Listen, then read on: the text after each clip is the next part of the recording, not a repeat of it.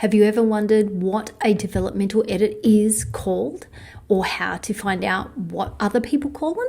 A developmental edit is the foundational edit of your entire story, looking at structure, plot, pacing, theme, character, setting, world building, all of the parts that build a story for a satisfying read.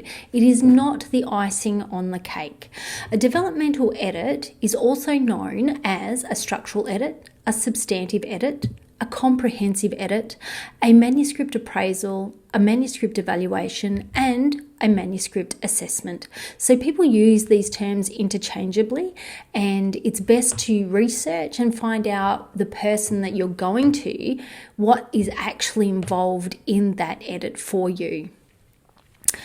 I'm Selina from empoweredwords.com.au. I am a fiction book coach who uses developmental editing to help you to get your story on the page and to pick up plot holes and opportunities to strengthen your writing and to find the blind spots, which every writer has, on the page as you write it, so that it's a stronger draft by the time it's finished.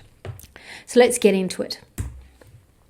A developmental editor looks at the overall structure of the story.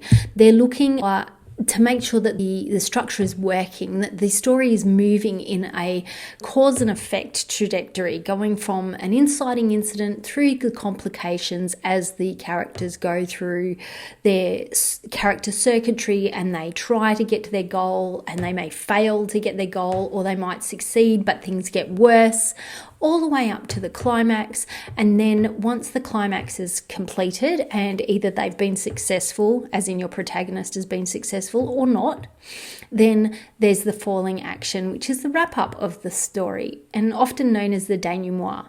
And then of course, if it's a romance, it might be your happily ever after, but if it's a tragedy, it might be the new normal for the character. A developmental editor, and myself as a fiction coach, also look at the story and analyse the whole thing, the entirety of the story, and on the scene by scene level. We identify plot holes and, of course, structural misalignment. So, for example, that often happens when we're still getting our heads around where the first act ends and the second act starts, and where the midpoint of the second act happens, and where's the third act, which is towards the climax and the resolution. Writers can accidentally put scenes that, say, the inciting incident might actually be too far into Act 2 and not at the start. So the story might not be starting in the right place, or it might not be finishing in the right place. Or the scenes might be too long, or the pacing too flat, slow, or too fast, and not giving the reader enough time to have a pause to assimilate what they've learned about the story. So a developmental edit, which is a huge edit for every story that gets one, but it's also a masterclass for you in your own writing and in your opportunities to grow as a writer, not only for this particular story, but for every story that you write afterwards. So looking at the big picture, at the narrative arc, the themes, as I said, and of course, making sure that the opening promise of the story is fulfilled by the end of the story. And if that is not the case, it's better to know now, because then you can fix it. And that is one of the huge benefits of having a developmental edit done on your story. They also take into consideration your target audience's expectations and the genre that you are writing in. But are there specific types of beats? So if it's a mystery, say it's a murder mystery, there's going to be a body of some kind, a discovery of a death. And then maybe in the middle of the story, there might be a second body drop, which leads the sleuth or the detective on yet another path towards finding out who has done the deed.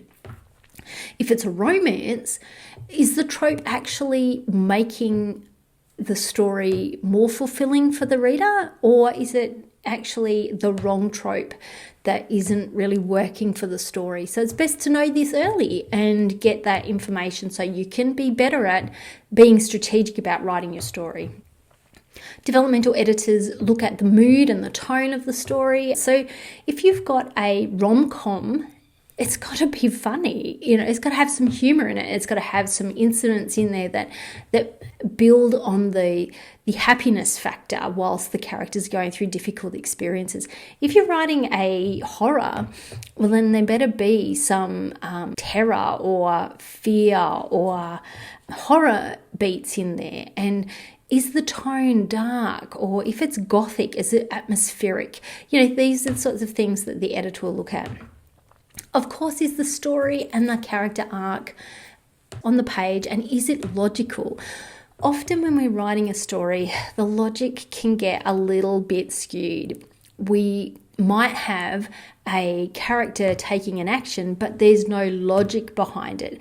And the logic really comes from their motivation. So when we make decisions as human beings, we have a reason for doing it. We have a logical reason for doing it. Even if it makes no sense to anybody else, it's got to be something that we believe to be a logical thing. And characters are the same. The only thing is you have to let the reader into the head, heart and body of the characters, especially the point of view characters, for them to know what that motivation is so that they can see it play out. So if the story's logic is off, then the story will be a bit skewed and it might jump all over the place. Point of view, it has to be consistent. And if it's not, best to find out straight away. Is it first person point of view? Is it third person point of view? Is it omniscient? Is there head hopping happening between characters in the middle of a scene rather than having a break between the scenes to let the reader know that they're swapping into another character's head, heart and body? Those sorts of things are important for the reader. You want to keep the reader in the dreamlike state of the story. Of course, as I said, pacing. Is it too fast? Is it too slow? Are there info dumps? We writers love to put in an information dump. It's usually a big block of text that explains either research or about the setting or the world building, that gives the reader something that we think we can't necessarily provide through the lived experience of the characters. But as the story goes from the beginning to the end, the world building actually with each scene probably should be coming broader, as in like we'll learn more about the world in relation to the character and the conflicts they've got, and it'll become deeper. So over time, they might go deeper into their emotions. So the layers start to come off and the vulnerability starts to be shown, those sorts of things. If you have info dumps and you see big blocks of text, the way to deal with that is to rewrite it, to cut it, put it aside, and then look at ways that you can sprinkle that information in little tidbits here and there that propel the story forward. And that's what a developmental editor will also do for you by looking at it and saying, this is an information dump, and can you thread it through the story? Again, with the world building, there are so many elements to world building, whether it's in a contemporary story, a historical story, a fantasy story, paranormal, whatever. You still need to build a world that becomes real, not only for the characters, but for the readers. And if there's something that is out of sync with the, say, time of the story or the when and the where of the story, then that will throw the reader out of the story. If you haven't actually done enough research, you might have a story that's set in the 1960s. Well, the technology back then didn't have flat TV screens. So unless you're doing some kind of weird alternate reality and the reader knows that, then this would be an element that would throw them out of the story. And that's what editors pick up on. It's a part of the developmental editing thing. Also, societal expectations for the characters, the politics, the technology, the flora, the fauna. If it's a science fiction story, if it's got two moons, how does that affect the seasons of the planet and the wildlife of the planet? All those things need to be correct in the story, and this is all part of the process of having a developmental edit done on your story. When thinking about world building, just consider, does the world serve the story? Now, there's a hint, readers actually want that. The story always comes first in world building. And what that means is you don't write the story to serve your joy of world building. The world building is sprinkled in and the characters interact with the world in a way that it's like a fish in water. They don't know that they're in water, yet it's clear to anyone who's outside of the fishbowl that the fish is in water and they're interacting with it. So it's the same type of thing when you're writing a scene or a story with world building. The world building becomes almost like a character. For example, in a Gothic story, the mansion might become a setting that has its own presence in the world. And that setting, you're not reading it to learn about the setting, you're reading to learn about how that setting is affecting the conflict, the goals, the motivations and conflicts of the main character and what they want in their story. And it plays a role in being an obstruction or like an antagonist potentially in the story. So think about world building like it's like a tapestry that you're weaving into each of your scenes around your characters, and your characters are interacting with it.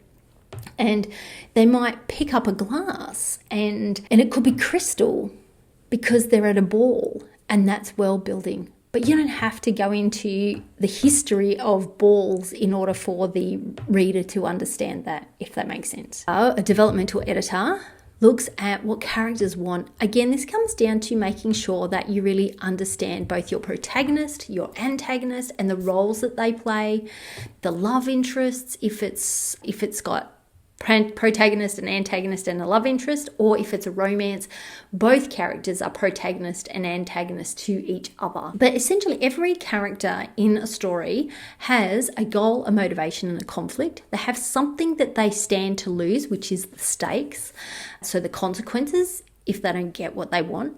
And they need, especially if they're protagonist, they must have agency on the page. Now, often what happens is we want to be so nice to our characters because we love them that they actually are quite passive on the page and everybody else does all the action, all the supporting characters come in and do the thing for them, which makes it a very unexciting protagonist. So what needs to happen, the feedback you probably need at that point is to work more on your protagonist or your antagonist. Your antagonist might not be strong enough, or you might get the feedback that there's not enough at stake in the first part of the story, which means that your characters don't care enough to take action on something that's important to them.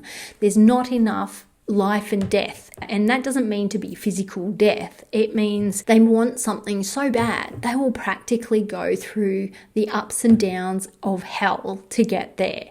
And they will scrape and scratch until they get there. And that means they've got enough at stake. So the consequences of losing their goal is really a big deal in their lives. Their whole life changes. Really important part. Of course, are the characters in alignment with the genre expectations? Are they coming across as real individuals? Are they cliche or two-dimensional? Do they have a backstory that is not coming through and intruding on the story present, but it's kind of like it's supporting story present when it's needed and only when it's needed? And are they acting in alignment with the world that they've actually grown up and come from? We as writers need to be aware of where our characters have come from, and it's all good and fine to sit down and just start writing, but at some point along the way, whether it's before you start writing or after you've written your first or second draft, you really still need to get to know your characters. You still need to know what they want, why they want it, what's standing in their way, and what's at stake for them if they don't get it. And you need to know more about their idiosyncrasies, their character, how they'll act under pressure, how they'll act when they're in love, depending on your story. As long as it is also in relation to your story, that's where you begin to build a realistic three-dimensional character. Editorial reports, developmental editors, and even in the manuscript assessment, you'll often get an editorial report, which is also known as an editorial letter. And it basically outlines the main issues of the manuscript that need to be addressed.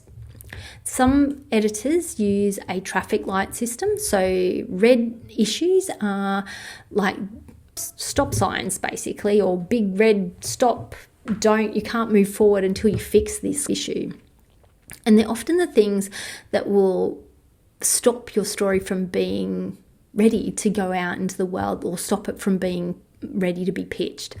Things like the structure not working, the plot not working, or the big plot holes, so there's a huge gap and we don't know why something's happening external to the character. It could be an internal character issue. Maybe the character's got plenty of external stuff to deal with and there's lots of action, but there's no emotional heart in the story. So it feels thin and, like, so what? We don't care about them, and that's what you want to aim for. And in the editorial letter, they will tell you what works well, but they'll also let you know what doesn't work well. And they may also do track changes on your manuscript and give you inline edits and comments as well. As a coach, I do both. When you get a manuscript edit done, you get the report back and you get the track changes back, and you might have a conversation with the editor, but that's it. It's pretty much one and done, unless they've made an agreement to have another look at it with you and you're paying for that. Essentially, though, with coaching, it's more of an ongoing relationship where you're getting that support on a fortnightly, weekly or monthly basis, that sort of thing, depending on the coach that you're working with. So this is, as I said, a masterclass in your own writing. It helps you to stay motivated to write. It also helps you to improve your craft, but it is an emotional roller coaster at times, especially if you're not used to getting feedback, or this is the first time you've received editorial feedback. It can feel like somebody's just torn your beautiful manuscript to pieces, and they may not be saying that in any kind of way that's hurtful, but as writers, we become very close to our manuscripts, especially when we're fairly new to writing. We need to learn to build up that resilience to hear the feedback and see what the opportunities are. If that happens to you, take some time to digest your feedback, look for the opportunities to grow as a writer, and then just keep coming back to the most important things, the red light issues, the big things that are, like, if you think about a big puzzle, what are the puzzle pieces? Are they in the right place? Structure, really important. Plot, is the plot working? Are the external things affecting the character? Internally, is the character are they having an internal issue that they have to deal with? Are they facing their fears? Are they running away from their fears? All those sorts of things need to be dealt with. And the whole point of having a developmental edit is to help you to identify the areas to continue to work on to develop your story towards publication and being a better writer as well. Developmental editors also provide evidence-based reasons for changes. And as a fiction book coach, I do the same thing. There's a lot of things I'll say. I may not say it in this terms, like this isn't working. I might say this is confusing, and I will say why it's confusing me, or it's unclear as to what the character is wanting. What is it that they want? Giving you questions to think about answering. And you don't have to answer the developmental editor or the coach. You need to answer those questions for yourself so you put it in your story and in your manuscript. So on to another part of the developmental editing experience. Some editors will give you a free sample of their work and some will not. And it really does depend on the editor. And I think best practice is to be mindful that they're giving you an edit with no guarantee of getting work out of it. So, there's nothing wrong with coming forward and saying, I would like to pay you what would be the cost. Offer to pay them and let them have the choice as to whether they're going to be paid or whether they'll give it to you as a part of a freebie. You don't want to put your editor offside before you start. Some just don't like people asking for free stuff, and Understandable. Who wants to work for nothing, Okay, when you do ask for a free editing sample, remember that, again, it's the masterclass in your own writing. You're investing in your story now, but you're also investing in this story, and it is expensive because it is a lot of work. It's hours of work and hours of analysing of your story, but the investment is about something that's long-term for you. Like, you can take what you learn here and apply it and apply it and apply it and apply it. And you don't have to keep learning the same thing unless you're having trouble understanding what they're asking you to do. And if that's the case, I recommend finding a coach that you work well with and applying to be coached by that coach. So you really are paying for the editor's expertise and all the years of learning and growing that they've done, where they've earned and refined their ability to edit the story well. Now, some editors do a Zoom call once they've finished their manuscript revision, and they'll send you the letter, but they'll also let you know that, they can have a 1-hour call, for example. They might do it by phone, they might do it by Zoom, and they might give you all of that. But then some editors just don't do that at all. So you really need to do your research on your editor that you're engaging. Always check in advance what is in the price of your developmental edit. For examal, some editors will only do one pass on your manuscript, so they'll read it through and give you all the comments and maybe they'll do the editorial report. Sometimes they don't. And then they return the manuscript to you, and that's it, all over. Go on your merry way and figure it out for yourself. Other editors will do more than one pass, and again, you cannot assume anything. Make sure you ask the questions. Okay, so just onto a few things that the developmental editor doesn't do for writers. They don't guarantee publication ever.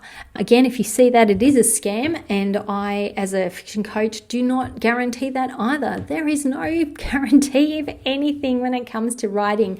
The only thing you have control over is turning up and doing the work and writing the best story you can. If you want to self-publish it, that's fine too. You can only do what's in your locus of control rather than what's outside of it. You can't make people buy it. You can put the marketing out, but again, it's out of your control. Developmental editors don't rewrite or write your novel or your story for you. Again, that is your job as the author to bring your creativity to bear on the manuscript. And of course, if the editor was to write or rewrite your story, then that would be ghostwriting. Now, I'm not talking about them giving you an example of what they're talking about. I'm talking about them going in and actually rewriting your story. That should not happen with the developmental edit. They do not write marketing copy, and most of them, unless they've got it in their services, will not do a proofread of your story because, of course, proofreading is way down the track after the line edit and after beta reading and all that sort of stuff, way down before you get ready to publish. They don't appreciate things like scope creep, so that means you make an agreement with the person that's your editor and then you change your mind and you just ask them for a little bit more leeway. Well, actually, that should incur costs, especially if it incurs more time from them to do that, and the editor has the right to say no. They don't keep copies of your story. I know as a fiction coach, I've had it happen to me where I've had clients expect me to be able to find their story for them. No, actually, it's your story. You have to take responsibility for your story and your copies of it. They don't pitch your story to any publishers or agents for you. That's your job again. So they might help you. Like as a coach, I help people who want assistance to write a pitch strategy or to write their verbal pitch for pitching at conferences. But I'm not going to write the pitch for you. I'll give you feedback on how to develop that. The editor just doesn't do that. And they don't tell you whether or not you should give up writing. I want to be sensitive here. Writing is a vulnerable thing. As writers, we can feel very anxious. We want to know, are we good enough? Is the story good enough? Meaning, is it publishable enough? Will I make money from it to some degree? Well, again, there's no guarantee. You could write the best book in the world and it might not even make much money. But then again, it might. There is no guarantee with that. And you know what? You only get better at writing by writing. So keep writing, keep learning, keep applying what you're learning, and keep writing, keep getting feedback, and that's how you become good enough. And you will find out that you're good enough by the fact that your stories will start to get traction and people will want to read them and give you feedback. Developmental editors don't have to like your story to edit it. They basically look at the story from a critical perspective. So they do constructive criticism and they provide professional guidance to you on your story. So it's about making it ready to go to market as an asset for you as an author. And that's the point of what they do, not to go with, oh, I like this or I don't like it. Now, as a coach, I'm probably more personable in that way, in that I will say, oh, I like this, and then I'll say why. And then I'll say, this is not quite working. I'm not going to say I don't like it. It's not up to me to not like that. But if something resonates for me as impersonating your ideal reader, I will tell you. Now, they also don't steal your stories, and neither do I. An editor's role is to help you to craft the very best story that you can and get it on the page. They do not have enough time, energy or brain space to think about stealing other people's stories. And I think if you ask many editors to sign a non-disclosure form, you might just get a flat, I'm not going to do it. It's just that it's something that they just don't have time for. And if somebody's done that to you, I'm really sorry. They're probably not very high caliber human beings. And I can't talk for everybody. I just know in general that they don't tend to like to do that. And I'm talking very broadly, very generally. So my thing would be just talk to your editor, have a conversation about your fears and let them tell you what is and isn't acceptable to them. And be professional about it, because this is a professional relationship. Now, lastly, editors are not therapists. Basically, what they will do is they'll look at your story and they'll analyze all of those things, the big picture and the small scene issues and all that sort of stuff, and they'll respond to only what is and is not on the page. Now, it doesn't matter if you know something and they say it's not there. It's no point arguing with them about it. It's not on the page, which means that your job as the author is to go and put it on the page so that the editor doesn't have that response later if you come back for another edit at another time, or when the reader gets it. Because if it's really obvious, the reader will tell you via reviews. They basically give you informed feedback to help you write a strong story. Now, if you feel emotional or hurt in any way about your writing and it's really getting you down and you feel you can't move forward with your story and the editors said something that's kind of crushed you, take some time away, let it digest, come back, have another read of it in a while, like in a day or two. If it's really still a problem, then do seek out the support of a mental health professional, especially if it is a mental health issue that is making you feel unsteady, because this is an emotional experience to get feedback on your manuscript. Again, some people, it's like Teflon, it just slides off them, and other people it gets in really close to the heart and it hurts. And as a fiction coach, I often work with clients who've got an emotional wound around their writing, and it's about coming back to center and knowing that the feedback is not there to harm you or hurt you or tell you that you're a terrible writer. Remember, you've asked for the feedback, you've paid for the feedback, you get the feedback, or you get it through, if you're lucky enough to have a traditional publication contract, you might get the same feedback from the editor and the publisher. Your job is to assimilate that and then think about how you can use that feedback to make your story better. It's not saying you're not a good writer. It's not saying your story's crap. It's saying that here's a spot where there's a gap. Here's a spot where it's wobbly. It's got no foundation. So put the foundation in. You can do this. You can do this. If you can write a novel, and it takes a lot of effort to write a novel, and it is a big deal to get the first draft finished. If you've done that, you have what it takes to keep writing And remember, your story really comes together. It really becomes a holistic, three-dimensional, imaginary, transportative story when you rewrite it, when you keep putting in the layers until it's done, and then you put it out into the world for it to live in the head, heart, and mind of someone else. So what does a fiction book coach do that's different to a developmental editor?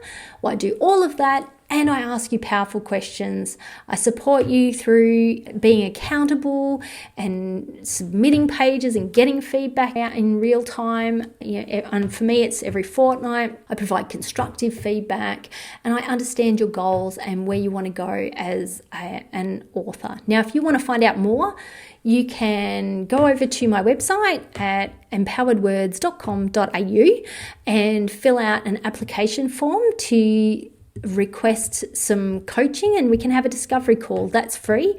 But yeah, if you want to develop your story to the next level and you may be having any kind of challenges, that's okay. I only take on a few clients every month, and we need to make sure that it's an agreement and a partnership that works for both people. Okay, so I'm Selina from empoweredwords.com.au. If you've enjoyed this video, do like it, do subscribe to my channel, Empowered Words and A Sense of Wonder Productions, and listen to A Sense of Wonder, the podcast, on Apple, Spotify, and here on YouTube. I would love to get some comments from you and hear from you. What are your greatest challenges when it comes to writing your stories? And what do you do to overcome those challenges? Okay, until next time, happy writing.